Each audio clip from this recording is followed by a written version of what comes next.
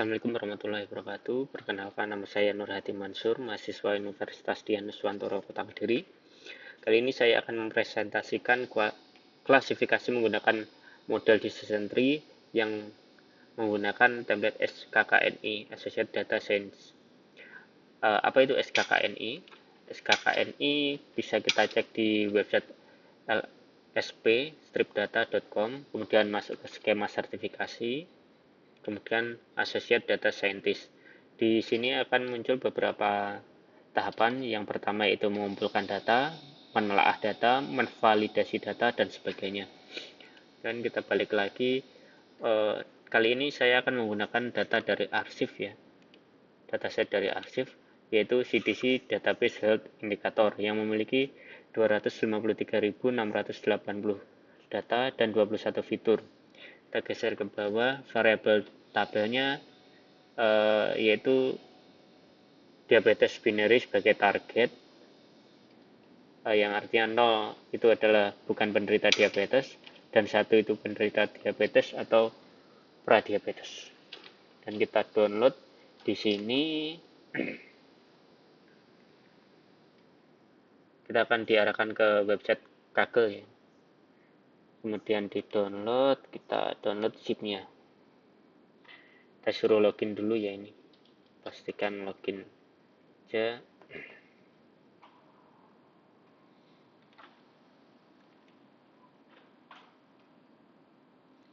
Setelah itu nanti akan muncul 3 data ini. Yang kita pakai adalah data yang paling bawah ini, data semuanya.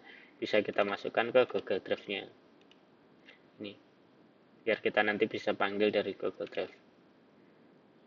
Kita kembali ke Google Colab. Kita definisikan variabel folder name-nya. Saya menyimpannya di folder UTS. Dan kita mount drive kita. Kalau sudah di mount, nanti kita importkan library seperti pandas, numpy, dan sebagainya.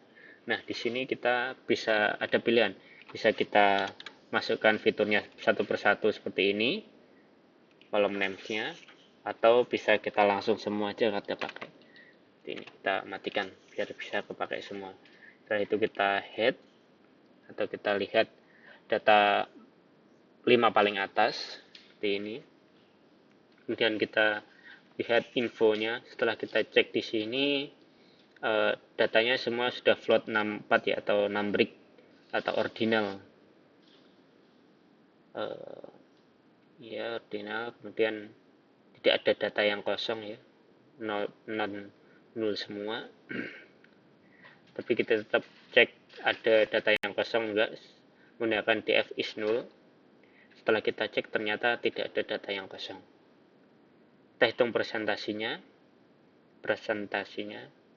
karena tadi tidak ada yang kosong, makanya 0% semua. Setelah itu kita menelaah data. Kita df descript dulu biar kita lihat datanya itu ada berapa. Datanya itu ada sekian di diabetes, kemudian rata-ratanya itu ada berapa, dan paling rendah berapa, paling maksimal ada berapa.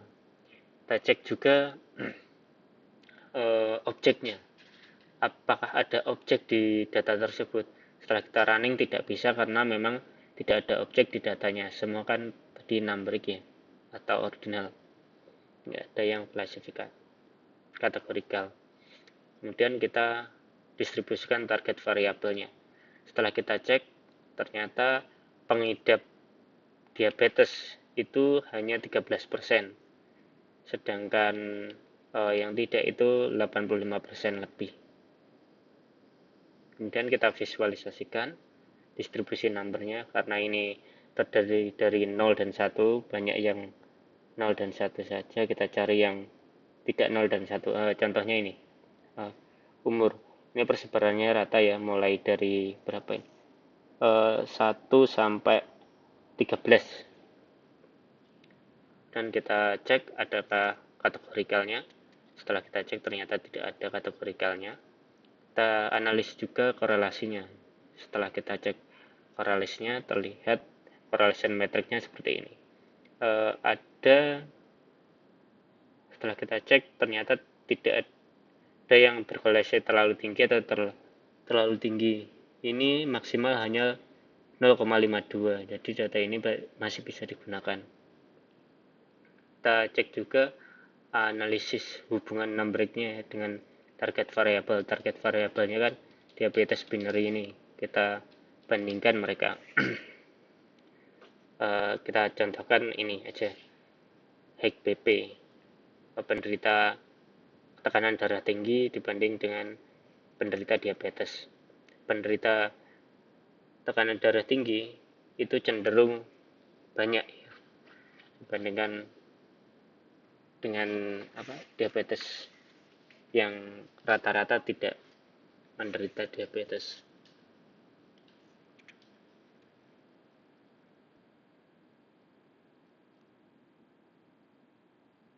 Ini juga kalau ini rata ya, kolesterol dibandingkan diabetes binarinya.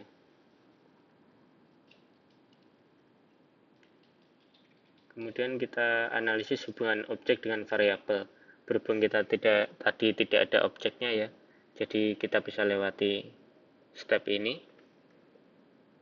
Kemudian kita identifikasi outliernya. Sebenarnya di season tree itu tidak memerlukan outlier ya, tapi tetap tidak masalah kita identifikasi outliernya. Akan muncul seperti ini box plotnya. Dan kita menvalidasinya. Kita cek apakah ada value yang missing. Seperti yang tadi tidak ada value missing sama sekali ya.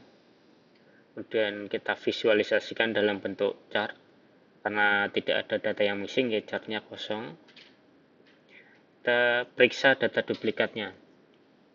Selanjutnya kita periksa data duplikatnya, itu ternyata ada 24.206 data dengan persebaran sebagai berikut. Kemudian kita validasi tipe data. Tipe data semua numeric atau ordinal.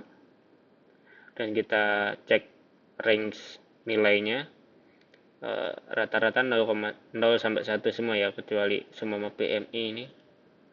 Body mass indexnya itu 12 sampai 98. Selangkah selanjutnya kita membersihkan data. Kita cek missing values-nya. Berhubung missing values-nya itu 0 semua, jadi walaupun sudah dibersihkan tetap 0. Jadi tidak ada missing values yang harus diisi dengan none. Kemudian menangani outlier ya, yang tadi di season tree kan tidak terlalu mementingkan outliernya, jadi kita lewati aja ini. Dan kita cek infonya semua sudah numeric atau ordinal. Dan kita cek duplikatnya, kita menangani duplikatnya. Kita cek duplikat ada sekian. Kemudian kita drop duplikatnya sehingga data yang kita pakai hanya 229.447. Kita cek lagi semuanya normal, tidak ada. Kita cek 5 teratasnya juga semua sudah berupa numeric. Kita simpan data yang sudah kita bersihkan tadi. Kita simpan dengan nama diabetes health indicator Linet. Bisa kita lihat di sini, di Google Drive kita nanti. Setelah itu kita mengkonstruksi data. Ini fitur tambahan, kita lewati. Kita transformasi data non-numeric menjadi numeric. Berhubung dataset kita itu numeric semua, jadi kita lewati proses ini. Ini yang diulangi lagi biar lebih pasti gitu. Kita cek korelasi, harusnya tidak akan berubah. Paling tinggi korelasinya 0,52 ya, bukan 82. Jadi datanya masih baik untuk digunakan. Dan kita penghapusan fitur bernilai konstan. Berhubung kita juga tidak ada nilai berkonstan, jadi tetap kita hapus walaupun tidak ada ya data yang konstan. Kemudian kita cek juga, kita hapus juga fitur berkorelasi tinggi dengan targetnya yaitu diabetes binary, kemudian dengan nilainya yaitu 0,8, artinya di atas 0,8 maka akan di drop data tersebut. berhubung tidak ada data yang korelasinya di atas itu, berarti hanya 0 yang dikoreksi. Tapi tetap kita drop walaupun 0. Dan kita cek harusnya tidak ada perubahan. Yang dipakai ada 229.447. Kita descript, kita cek lagi apakah ada data yang objek. Setelah kita cek ternyata tidak ada. Kita descript, datanya sekian, minimumnya sekian, maksimalnya sekian. Banyak yang 0 dan 1, harusnya 01, 01 gitu. Kita cek lagi korelasinya. Kita sering cek korelasi ya, biar lebih pasti. Kemudian kita lihat di sini tetap 0,52, tidak ada perubahan. Yang paling tinggi ya 0,52. Ya, harusnya itu. Setelah langkah selanjutnya kita membangun model decision tree ya. Kita gunakan training setnya yaitu 206.526 sampel, dan testingnya kita hanya menggunakan 22.948 sampel. Kemudian kita membangun dengan decision tree-nya. Setelah kita running, ini nanti agak lama ya, karena kita akan mencari base parameternya. Setelah kita running, nanti akan muncul kriterionnya menggunakan gini. Kemudian kedalamannya 5, minimal sample length-nya 1, minimal sample speed-nya 2. Kita cek juga akurasinya. Setelah kita jalankan ini, nanti akan muncul akurasinya yaitu 85%,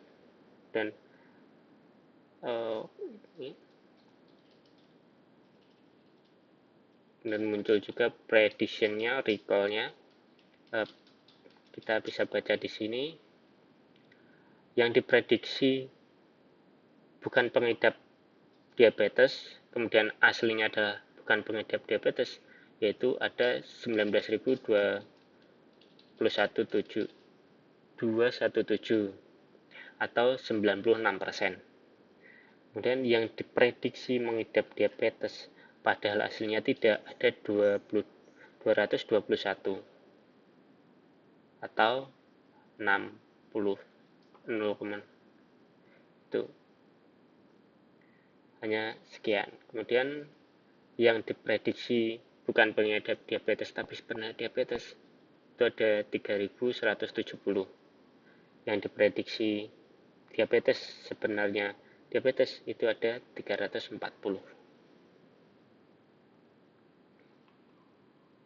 Nah, kita visualisasikan decision tree-nya. Visualisasi gini ya bacanya ini. Kita agak besarkan. Yang mempunyai penderita tekanan darah tinggi lebih dari 0,5 poin, jika iya maka akan ke kiri, jika tidak maka akan ke kanan. Seumpama iya, maka cek lagi kesehatan umumnya itu 2,5 atau lebih kecil. Kalau iya berarti ke kiri, kalau tidak berarti ke kanan. Dan kita cek lagi umurnya itu kurang dari 9,5 atau tidak. Kalau iya ke kiri, kalau tidak ke kanan. Gitu ya bacanya teman-teman. Kemudian kita cek juga fitur yang paling penting. Setelah kita cek fitur paling penting, ada beberapa fitur yang perlu dilihat. Yang pertama yaitu penderita tekanan darah tinggi, kemudian kesehatan umum, kemudian body mass index, kemudian kolesterol, penderita kolesterol, dan umur. Setelah itu kita cek data yang training ya. Setelah kita cek data yang sudah dioptimalisasi, itu akurasi, prediction, dan recall-nya itu rata-rata 95%.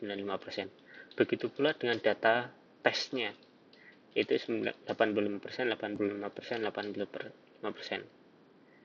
Jadi datanya ini baik ya. kemudian kita simpan dengan nama base predictor model joblib, nanti akan muncul juga namanya ini. Kemudian kita coba tanpa optimalisasi ya modelnya, model tanpa optimalisasi. Kita lihat di sini akurasi pada data testing, kemudian precisionnya pada data training, kemudian recallnya pada data training juga itu 99%, sedangkan pada data test itu hanya 77%. Sangat jomplang ya, sangat tidak stabil. Kemudian kita komparasikan pelaporan komparasi optimalisasinya yang menggunakan optimalisasi dan tidak menggunakan optimalisasi. Kita komparasi yang pertama yaitu data yang sudah dioptimalisasi, training akurasinya 85%, tes akurasinya 85%, sedangkan data biasa training akurasinya 99%, tes akurasinya 77%. Dan kita juga komparasikan machine learning data original dan data normalisasi. Berhubung decision tree ini tidak terlalu menggunakan data normalisasi, jadi sebenarnya bisa kita abaikan. Waktu menggunakan data original, akurasinya itu 88%, recall-nya 85%, precision-nya juga 85%.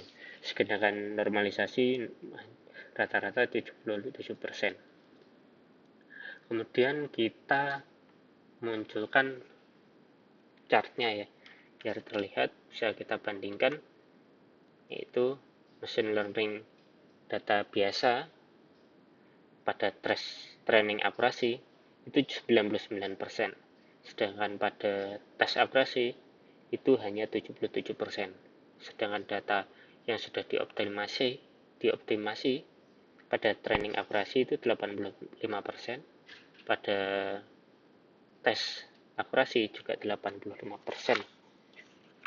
Seperti itu. Terima kasih telah menyimak, semoga hasilnya bermanfaat dan sampai jumpa di kesempatan berikutnya. Assalamualaikum warahmatullahi wabarakatuh.